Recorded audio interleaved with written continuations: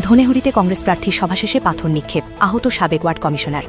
রবিবার রাত 10:30 নাগাদ ধনেহুড়ি প্রথম খণ্ড এলাকায় কংগ্রেস প্রার্থী আমিনুল হক লস্করের নির্বাচনী সভাকে কেন্দ্র করে উত্তেজনাপূর্ণ পরিস্থিতি সৃষ্টি হয়। অভিযোগ, সভা শেষ করে তিনি বাড়ি থেকে বের হওয়ার সময় হঠাৎ পাথর নিক্ষেপের ঘটনা ঘটে। এই ঘটনায় সোনাবাড়িঘাট দ্বিতীয় খণ্ডের সাবেক ওয়ার্ড কমিশনার রাজিমউদ্দিন মাসায় আঘাতপ্রাপ্ত হন। ঘটনার পর এলাকায় চাঞ্চল্যের সৃষ্টি হয়। এদিকে এই ঘটনাকে ঘিরে বিভিন্ন মহলে নিন্দা ঝড় উঠেছে। রাজনৈতিক মহলেও শুরু হয়েছে তীব্র প্রতিক্রিয়া। ঘটনার সঠিক তদন্ত এবং দোষীদের বিরুদ্ধে কড়া পদক্ষেপের দাবিও উঠতে শুরু করেছে।